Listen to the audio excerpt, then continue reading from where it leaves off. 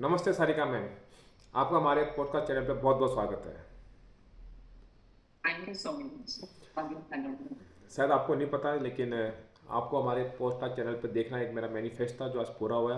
Thank you universe इसके लिए कि आज मैं आपके साथ में ये पॉडकास्ट चैनल कर पा रहा हूँ। Thank you so much for inviting me. Thank you बहुत बहुत शुक्रिया।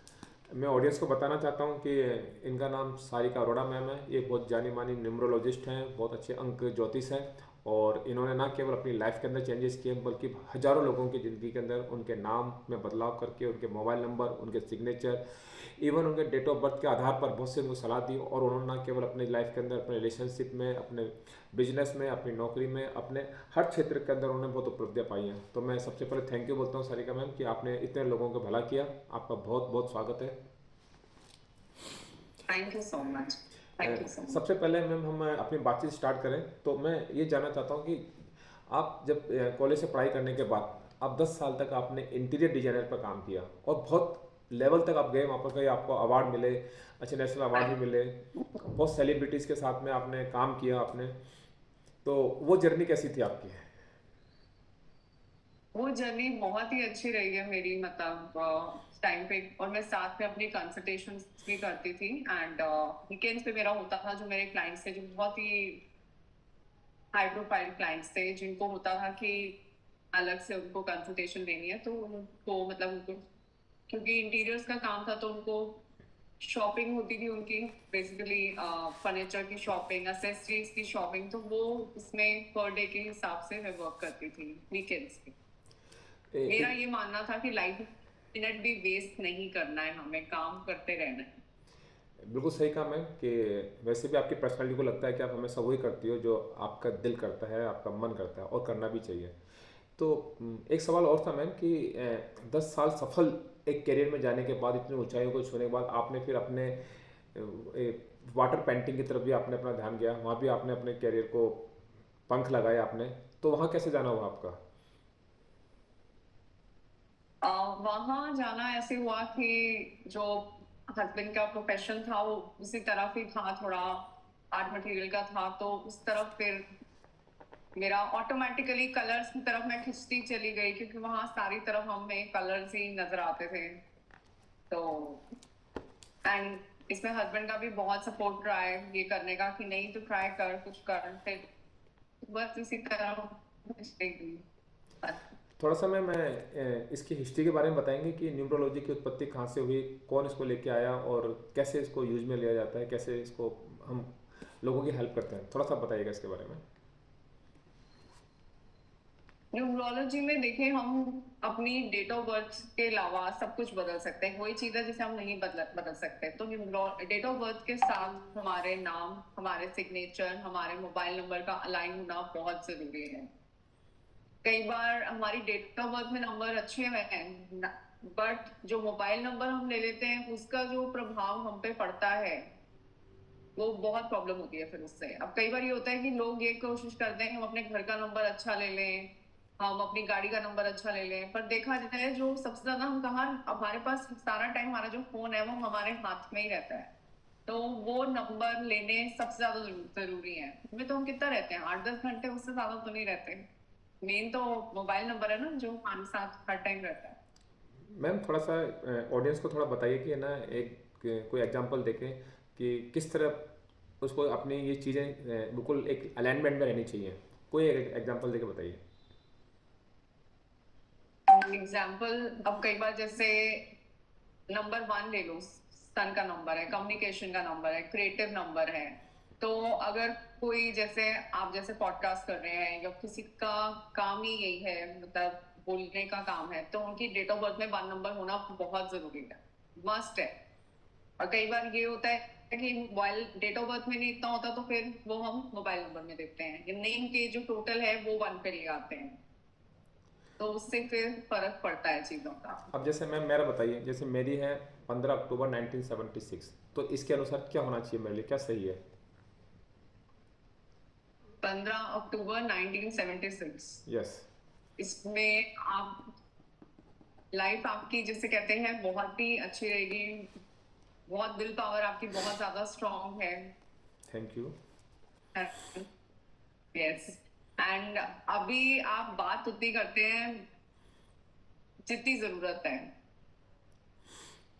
अननेसेसरी जैसे होता है ना, कईयों का होता है कि वो अननेसेसरी बात कर रहे हैं, गप्पे मार रहे हैं, वो चीज आपकी नहीं है। बहुत मतलब सोच के, बहुत सूझबूझ से आप बात करते हैं, जो कि बहुत ही अच्छी बात है। एंड बाकी 1976 है, लाइफ बहुत डिसिप्लिन है, आप फैमिली ओरिएंटेड हैं, एंड आपका साथ में रिस्पॉन्सिबल है। सबसे बड़ी बात है 6 नंबर है, 6 नंबर वाले बहुत रिस्पॉन्सिबल होते हैं। तो मैं मुझे बाकी और इसको डिटेल में। हाँ यस जी। यस यस अब जैसे आपने एक अच्छी कंसल्टेंट आप बिजनेस में भी देती हो कि आप उनको बिजनेस में क्या चेंज करना चाहिए। आप एक जो फैमिली है उनको भी आप कंसल्टेंसी देती हो। जो लोग अपने लाइफ में कैरियर में बनाना चाहते हैं, कोई जॉब में जाना चाहता है या कुछ मैनिफेस्ट करते हैं, तो उसको भी आप हेल्प करती हो। तो आप किस तरह उनकी हेल्प करती हो इन चीज़ों के अंदर अपनी न्यूमरोलॉजी के से। जैसे जैसे हर नंबर एक, जैसे कहते हैं ना, वो वही काम करे तो वो बेहतर रहेगा। तो जैसे अब कई बार कईयों के ये क्वेश्चन आते हैं कि हम जिस स्टॉक मार्केट में जाना चाहते हैं, पर डेट ऑफ बर्थ में 5 नंबर नहीं है, तो वो स्टॉक मार्केट में जा ही नहीं सकते। पर फिर ओके। भी उनको होता है कि नहीं हमें जाना है। वो कहते हैं कि नहीं हम अपनी वाइफ के नाम से लेने। अरे कर तो आप रहे हो, तो कहाँ से वाइफ के नाम से क्या ही होगा ना। नहीं, अगर नहीं है 5 नंबर, अगर आपकी डेट ऑफ बर्थ में नहीं है, तो आपको स्टॉक मार्केट में इतना फायदा नहीं होगा। तो कहते हैं कि जी। लगातार मेहनत करने से और प्रयास करने से भी आप सफलता पा सकते हो। तो क्या न्यूमरोलॉजी के जो एक भविष्यवाणी है जो करते हैं, क्या वो अपने मेहनत से अपने कर्म से उसको चेंज कर सकते हैं? देखो, मैनिफेस्ट करने से कुछ क्या नहीं होता, बट कहीं ना कहीं फिर उनसे पूछा जाता है तो कहते हैं हाँ सही कह रहे हो, जितना भी अभी तक पैसा लगाया है सारा डूबा ही है। तो कहीं ना कहीं अगर गाइडेंस आपको मिल रही है तो जरूर उसका फायदा उठाना चाहिए। जैसे अभी मैं यही कहूँ। हम आपके इंस्टाग्राम में बहुत सारे आपके ना आप हमें एडवाइस देती हैं, बहुत सारी कंसल्टेंसी भी देते हो। उसमें कि आपने कई चीज़ें बताई भी हैं अंक के हिसाब से कि अगर आपका इस महीने आपका जन्म हुआ है तो आपका ये है। तो बेसिकली ये चीज़ है क्या न्यूमरोलॉजी, मतलब कि इसको साइंस के रूप में कैसे देखते हैं हम लोग? न्यूमरोलॉजी एक बहुत ही बढ़िया साइंस है। आपके जो नंबर्स हैं वो बहुत कुछ कहते हैं। अब नंबर 1 है, वो मून सन का नंबर है। सन क्या है? सन शाइन करता है हमारा, है ना। राइट। उसको हम कहीं बंद कमरे में नहीं रख सकते। तो जो नंबर 1 है वो बाहर निकलेगा ही निकलेगा। वो ट्रेंड सेटर होते हैं, बहुत मतलब क्रिएटिव होते हैं, कम्युनिकेशन स्किल्स उनकी बहुत स्ट्रांग होती हैं। तो सन तो निकलेगा, छाएगा। ठीक है। नंबर 2 मून का नंबर है। ये बहुत ज्यादा थोड़े सेंसिटिव होते हैं एंड इमोशनल होते हैं। इनको बहुत जल्दी बात का बहुत बुरा भी लग जाता है। और हस्बैंड वाइफ का इनका रिलेशनशिप बहुत अच्छा रहता है, अपनी वाइफ के साथ, हस्बैंड के साथ बहुत अच्छा रहता है। 3 नंबर वैसे ही हमारा गुरु का नंबर है, बृहस्पति का नंबर है।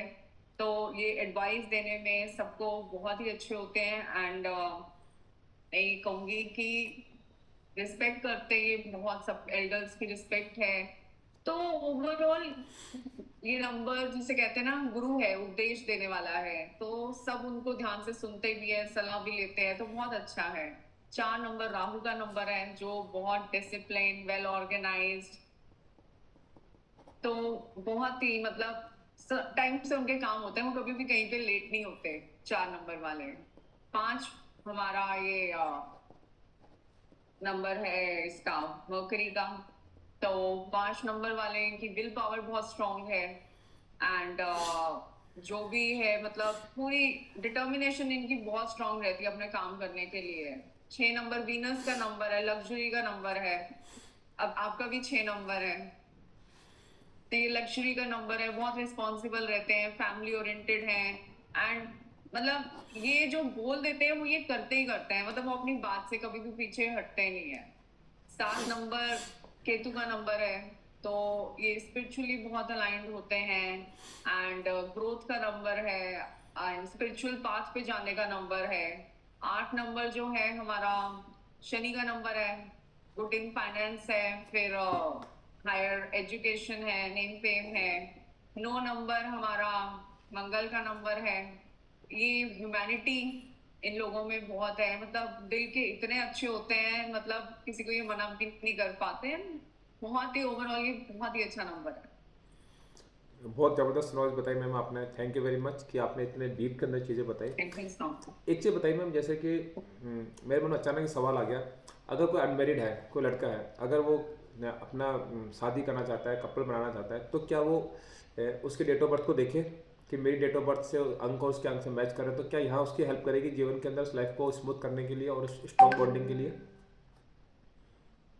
देखो, शादी एक अच्छे पर्सनल ईयर पे करनी बहुत जरूरी है। ये भी मैं एक आपको लास्ट में इसकी कैलकुलेशन भी मैं आपको बताऊंगी कि पर्सनल ईयर हमारा होता है। चलो बता देती हूँ इसकी कैलकुलेशन, अभी बता देती हूँ। अब जैसे आपका ही ले लेते हैं, आप 15 अक्टूबर, यस ठीक है। Yes yes. 15 अक्टूबर 1976 है। तो मैं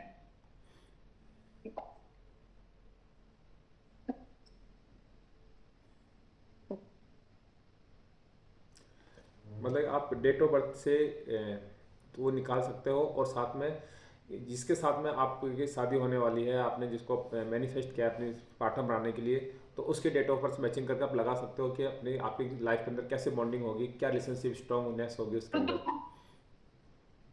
वो तो पूरी कंपैटिबिलिटी निकाली जाती है। मैं अभी बता रही हूँ पर्सनली, मतलब हर साल हम कैसे निकाल सकते हैं ओके। अपना।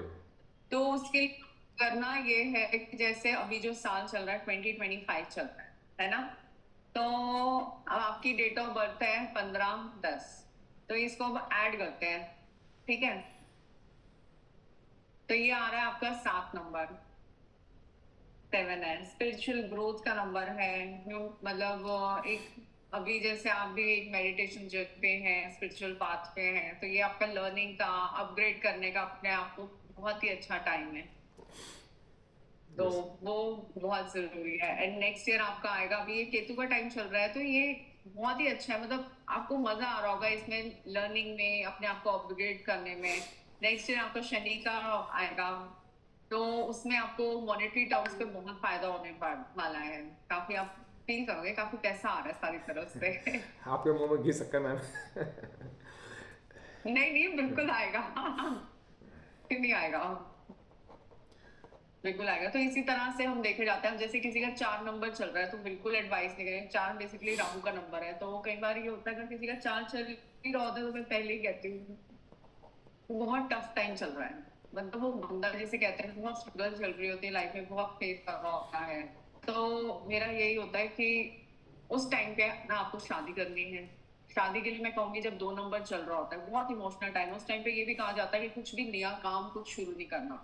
इवन जो आप कर रहे हो वही करो। अभी रिसेंटली मैं अपनी मदर को एक डॉक्टर के पास लेके गई थी, देन उन्होंने ऐसी बात करी, तो मुझे लगा, मैं क्या हुआ, बहुत आप प्रॉब्लम लग रही है, क्या हो गया है। तो ऐसे मेरे का डेट ऑफ बर्थ मैंने ऐसे ही पूछ ली, मेरे का इस साल ना कुछ नया मत शुरू कर लेना। एंड शी वाज लाइक कि सारे का कर दिया और वो डिजास्टर हो चुका है ऑलरेडी। एंड अभी वो मेरे पीछे पड़ी है, मैं क्लिनिक खोल लूं, मैं ये कर लूं अलग से एक और। जब मैं कहा भाई अभी कुछ नहीं करना, 2 नंबर, मैंने कहा एक चीज नहीं करके आप ऑलरेडी देख चुके हो। तो 2 नंबर अगर चल रहा है आपका पर्सनल ईयर, तो नया कुछ भी शुरू नहीं कर। एंड 2 में, 4 में, और जब हमारा आता है ये नंबर 9 भी काफी पेनफुल रहता है थोड़ा, क्योंकि मार्स का है, सारे दिशाएं सब खत्म हो रही है, मार्स का है। तो कहते हैं सितंबर अक्टूबर में जाके जो लास्ट के 3 मंथ्स है ना, उसमें थोड़े से बदलाव आने शुरू होते हैं, क्योंकि नंबर 1 शुरू हो रहा है। और जब अगर आपका पर्सनल ईयर 1 नंबर चल रहा है, तो फिर तो आप कुछ भी कर सकते हो। मतलब एनीथिंग आपके सोचने की जरूरत है, वो चीज हो जाएगी। मैम एक चीज़ पूछना चाहते हैं आपसे, अगर कोई स्टूडेंट है और वो चाहता है कि मेरी नौकरी लगे, तो उसको उसमें न्यूमरोलॉजिस्ट किस तरह उसकी हेल्प करेगी कि वो अच्छी स्टडी कर सके और एक अच्छा जॉब, अच्छा कैरियर उसका बन सके, उसमें न्यूमरोलॉजी का क्या रोल रहेगा उसका? करियर में ये है कि पहले देखा जाता है उसकी डेट ऑफ बर्थ क्या है, एंड फिर उसके हिसाब को गाइडेंस दी जाती है कि हाँ, आपको इसी फील्ड में जाना बहुत बेटर रहेगा। वो चीज है।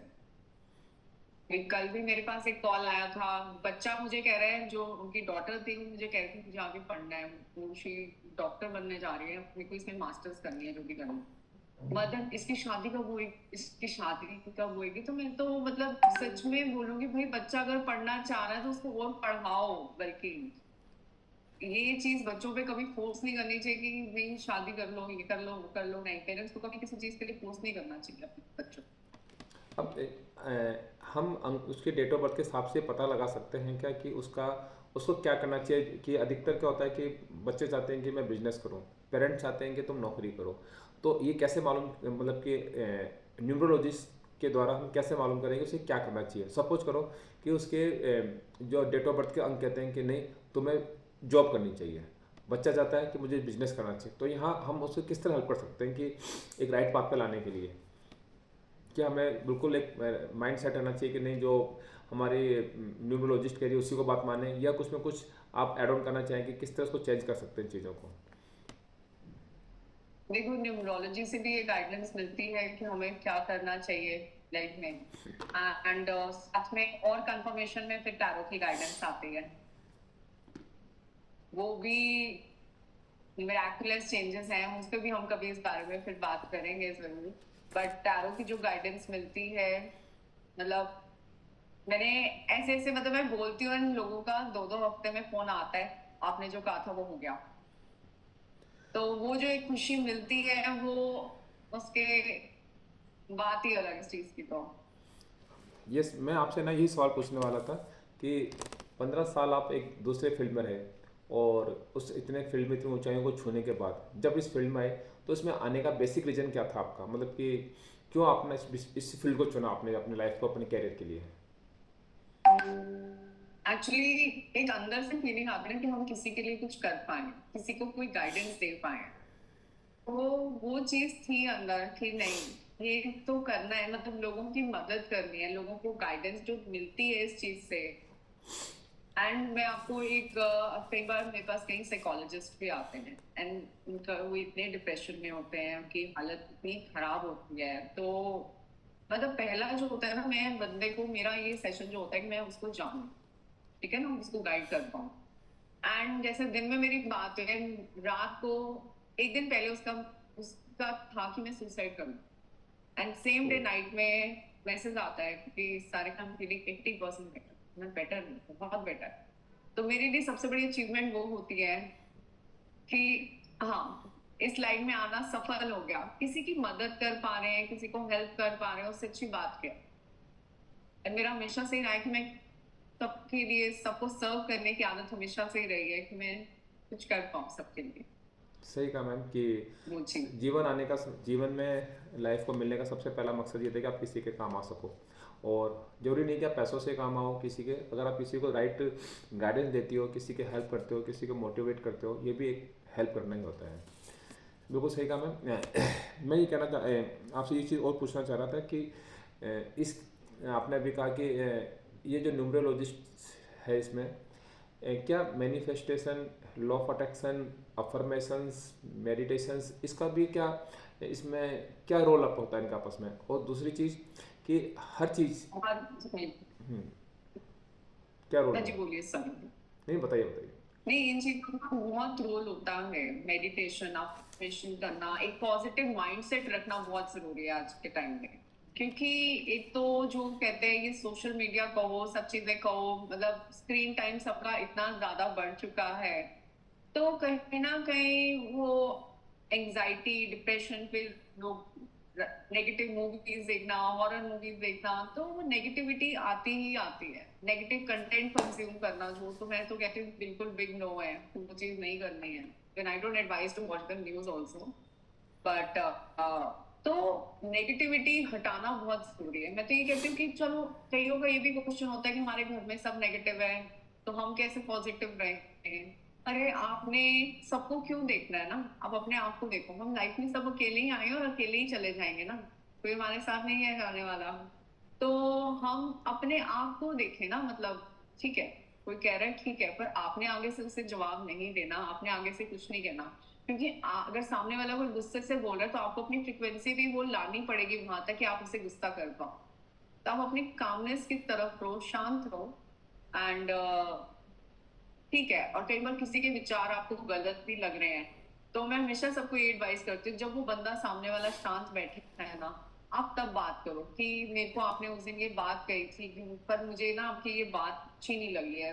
तो तब अगर आप बात करोगे ना तो वो फिर काफी वर्क करती है। तब सामने वाले को रियलाइज होता है कि हाँ, आप जो कह रहे हो आप बिल्कुल सही कह रहे हो।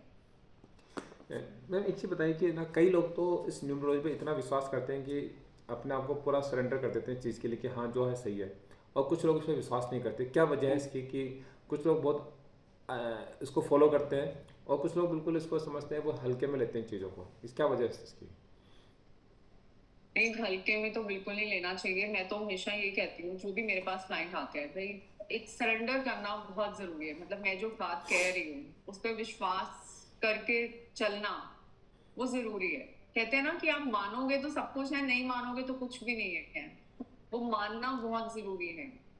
एंड फिर जब मानते हैं लोग तो हाँ, फिर रिजल्ट्स मिलते ही मिलते हैं। अगर आप किसी चीज पे विश्वास ना करोगे, विश्वास करके नहीं करोगे काम, तो आपको फिर वो सफलता भी नहीं मिलेगी उस चीज में। अक्सर ये देखा गया है कि जैसे आपने किसी के प्रिडिक्शंस बताए और वो इंस्टेंट हो गया, तो उसको लगता है कि काम करता है।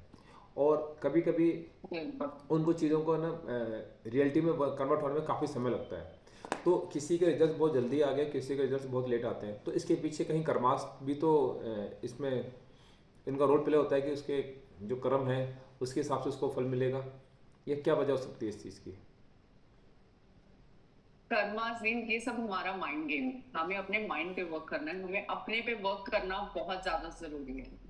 अपने माइंड, कोई मतलब देखो, आप लाइफ में सब कुछ बदल सकते हो। कहते हैं ना, I am the creator of my life. ये मेरा मंत्र है, I am the creator of my life, I build its foundation and I choose it's content. ये सब कुछ हम ही चूज कर। तो वो, उस पे मैं हमेशा कायम रहती हूँ और अपनी गाड़ी हमेशा न्यूट्रल में चलाओ। तो वो बहुत ज्यादा जरूरी है। एंड ये वर्क करता है। कर्मा होते हैं अपनी जगह, सब चीजें हैं, कर्मा है। बट ये है कि आपको अपना, आप अगर अपनी सोच ठीक रखोगे, पॉजिटिव एस्पेक्ट्स के साथ वर्क करोगे, तो चीजें ऑटोमेटिकली ठीक होंगी। क्यों नहीं ठीक? एम, मैंने देखा है मैम कि बहुत से आजकल के जो नौजवान हैं वो बहुत ज़्यादा इन चीज़ों में बिलीव करते हैं, मैनिफेस्टेशन की दुनिया में बहुत कदम रख रहे हैं, वो लॉ ऑफ अट्रैक्शन को सीख रहे हैं, लाइफ में अपना रहे हैं। और हम कई जगह हम खुद मेडिटेशन कराते हैं मॉर्निंग के अंदर, वहाँ पर लोगों को भी चीज़ों को सिखाते हैं, और हम कई लोग आते हैं तो धीरे धीरे उनका इस चीज़ के अंदर विश्वास बढ़ा है। तो एक कहते हैं चीज़ की एनर्जी अलाइनमेंट, कि ये हम सब चीज़ जो सारे काम करते हैं एनर्जी को हाई करने के लिए करते हैं। आप चाहे कोई भी टेक्निक्स काम में लो, तो न्यूमरोलॉजी का एनर्जी को अलाइनमेंट करने का, उसको हाई करने का क्या रोल प्ले करती है? देखो, जब आप अपने नेम के सिग्नेचर में चेंज लाओगे, नेम में चेंज आया, सिग्नेचर में चेंज आया, मोबाइल नंबर चेंज हुआ, and you have to give number powers your name, you are giving number power ना। तो वो ऑटोमेटिकली चीजें धीरे धीरे करके within a week, 10 days, 2 weeks में फर्क पड़ना शुरू हो जाता है चीजों पे।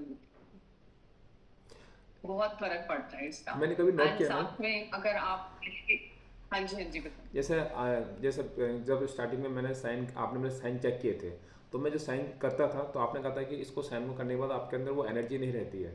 तो आपने मुझे साइन बताया और मैंने साइन चेंज किए। अब मैं साइन करते करते मेरे अंदर लगता है कि एक एनर्जी आ गई मेरे अंदर, यानी कि साइन को चेंज करने से ही, और एक है ना एक एनर्जी आपको फीलिंग हो रही है। तो मतलब ये चीज़ जो आती है इसका मतलब एक अलग ही फीलिंग्स आती है कि वाह मज़ा आ गया। ऐसे आप किसी गाड़ी का नंबर देखते हो, वो इतना एनर्जेटिक होता है कि आपको देखते लगता है वाव क्या नंबर है, 007 देखते आपके अंदर लगता है वाव यार क्या जेम्स बॉन्ड की सी फीलिंग आती है आपके अंदर। ऐसे किसी के मोबाइल बहुत प्यारे होते हैं, 90, 80, 40, 60 ऐसे, तो एक सीरीज में होते हैं। तो ये जो नंबर्स हैं ये क्या इस तरह की ऊर्जा भी देते हैं, सामने एनर्जी भी देते हैं इनको? देखो, नंबर्स का मैं वही कहूंगी, डेट ऑफ बर्थ से अलाइन होना बहुत ज्यादा जरूरी है। क्योंकि नंबर जो है हमारे, वो हमारी बुनियाद है ना। अब आप सोचो, अगर चाहे मेरे एग्जांपल ले लो, ठीक है। अब अगर मेरी डेट ऑफ बर्थ में, ठीक है, तो राहु का नंबर हो गया, और वो इतना फिर स्ट्रॉन्ग इम्पैक्ट हो जाएगा कि बंदा इतना ज्यादा हो जाएगा कि हर चीज की नहीं ऐसे नहीं ऐसे, इतना मतलब हर चीज के पीछे पड़ जाना। तो ज्यादा कहते हैं ना, अगर चाय में मीठा भी ज्यादा डल जाए तो नहीं पी जाती है, तो वही हिसाब है। तो ज्यादा नंबर लेने का वो पता है मुझे, मैं समझ में आप कहना चाह रहे हो कि कई बार ज्यादा 9 होते हैं या 00 की सीरीज होती है, तो वो नंबर देखने में भी बहुत अच्छे लगते हैं, पर मैं ये कहूंगी कि वीआईपी नंबर बिल्कुल नहीं लेने चाहिए। ओके। बिल्कुल भी नहीं। हाँ। एंड जो नंबर आपके मोबाइल में है,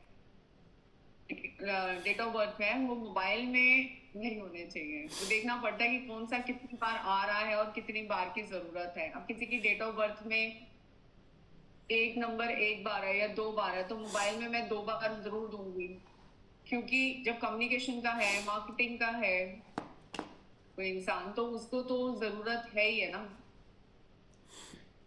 अच्छा मैम, ये बताइए कि जी। अगर कोई भी व्यक्ति या कोई भी स्टूडेंट बच्चा कोई भी चाहता है कि वो इस न्यूमरोलॉजी को सीखना चाहे, तो आपकी तरफ से कौन सी बेस्ट बुक सजेस्ट करोगे कि ये बुक्स पढ़नी चाहिए उसको सीखने के लिए? देखो, बुक्स काफी हैं, पर मैं फिर भी कहूंगी कि एक मेंटर की जरूरत सबको पड़ती है। एक राइट। गाइडेंस की जरूरत बहुत जरूरी है, क्योंकि जो गाइडेंस आपको मेंटर से मिल सकती है, जो पॉजिटिव तरह से एक मेंटर हमें सिखाते हैं, जो अप्रोच होती है उनकी, वो सिर्फ सिखाते नहीं है, वो एक हमें बदलते हैं। वो बहुत मायने रखता है। वो चेंजेस लाना अपने स्टूडेंट के अंदर, वो एक गुरु ही कर सकता है। यानी कि आप कहना चाहते हो कि बुक्स के साथ साथ एक आपको उस बुक को समझाने वाला, उस पर प्रैक्टिकल उसको चीज़ करने वाला, और उसको उस पर चलने के लिए एक आपको किसी ना किसी कोच की, किसी गुरु की, किसी मेंटर की जरूरत, एक एडवाइजर की जरूरत बहुत ज़रूरी है उसके अंदर। बिल्कुल बिल्कुल। अच्छा, अब मैं कईयों को हाँ जी नहीं बोलिए प्लीज। Ma'am, yes. मैं कह रही हूँ, मैं कईयों को जानती हूँ जिन्होंने जैसे YouTube पे वीडियोस देख देख के, चलो हम न्यूमरोलॉजी सीख लेते हैं, टैरो सीख लेते हैं, पर अगर आप चाहते हैं कि आप सबकी हेल्प कर पाए, तो उसके लिए आपको प्रोफेशनल गाइडेंस लेनी बहुत जरूरी है, बहुत ज्यादा। हाँ, कभी कभी देखा अब है मैम कितने कि मेरे पास आते हैं, हमने तो अभी हाँ जी। देखा मैं है कह रही कि हूँ, कितने मेरे पास आते हैं, वो कहते हैं सॉरी, मैं कह रही हूँ कितनी बार मेरे पास ये आते हैं कि हमने यूट्यूब पे वीडियोस देख के ना, हमने तो अभी भी मोबाइल नंबर चेंज किया है। तो वो चीज नहीं करनी भाई, आप प्रोफेशनली किसी से आप गाइडेंस लीजिए और अपना मोबाइल नंबर चेंज कीजिए। ऐसे अपने आप लेने का मतलब ही नहीं है, मतलब बिल्कुल भी नहीं लेना। कहीं ना कहीं गड़बड़ हो सकती है फ्री के चक्कर में या शॉर्टकट के चक्कर में, क्योंकि जो यूट्यूब में बताते हैं वो, या कोई चैनल में इंस्टाग्राम छोटी जो रील्स होती हैं, वो केवल एक आइडिया होती है, लेकिन उसके पीछे की हिस्ट्री तो वो केवल वो बता सकते हैं जो एक्सपर्ट्स होते हैं। राइट। अच्छा मैम, अगर कोई आपसे अपने कंसल्टेंसी लेना चाहे आपसे, तो आपसे कैसे कांटेक्ट कर सकता है, कैसे मिल सकता है आपसे? इंस्टाग्राम चैनल के थ्रू या यूट्यूब पे भी है। इंस्टाग्राम पे आप मेरे को डीएम कर दीजिए, तो आप मैं कनेक्ट कर लूंगी आपसे, एंड देन उसके बाद फिर आगे प्रोसीड कर सकते हैं। लास्ट में मैम एक ये कहना चाहूँगा कि आप न्यूमरोलॉजी के लिए क्या मैसेज देना चाहेंगे आज के इस पूरी पीढ़ी को, आज के इस दुनिया के लोगों को, कि हमें क्या न्यूमरोलॉजी को किस एंगल से देखना चाहिए लाइफ के अंदर आगे ग्रोथ कर लिए? न्यूमरोलॉजी में मोस्टली जब जिसका डिवाइन टाइम आया होता है, जब टाइमिंग आता है अपनी लाइफ में बदलाव लाने का, चेंजेस लाने का, तो वो इंसान अपनी तरफ ऑटोमेटिकली इधर यहाँ चला आता है। एंड मैं ये कहूंगी कि डेट ऑफ बर्थ से अपने नेम के स्पेलिंग्स चेंज करना, सिग्नेचर चेंज करना, एंड अपने मोबाइल नंबर चेंज करना, ये छोटी छोटी चीजें चेंज करने से, और कई बार कईयों के मैं ये देखती हूँ कि मोस्टली कई केसेस ऐसे रिलेशनशिप के आते हैं कि बहुत लोग स्ट्रगल कर रहे होते हैं।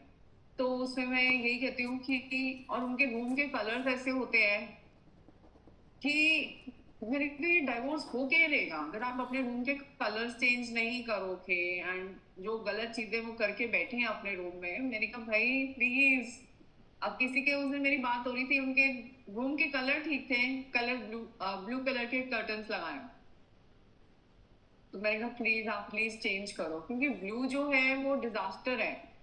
बिल्कुल वो चीज करनी ही नहीं है अपने अपने मतलब बेडरूम में, हस्बैंड वाइफ के बेडरूम में ब्लू कलर बिल्कुल नहीं होना चाहिए। ओके। मैंने कि कितने छोटी छोटी चीज़ें बहुत बड़ी, कितनी इंपॉर्टेंट चीज़ें उसका लाइफ में कितना असर पड़ सकता है।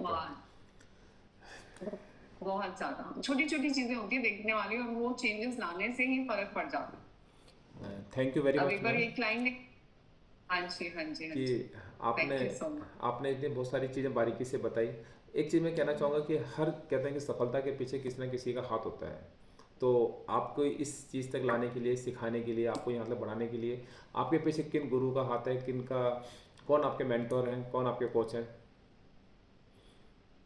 देखो, बात की जाए गुरु की तो सबसे पहले मैं नाम गुरु जी का नाम लूं तो वो हो नहीं सकता। मतलब मैं अपनी लाइफ में उनको सब कुछ मानती हूँ, गुरु जी महाराज को, जो आपने सुना होगा छतरपुर में है बड़े मंदिर।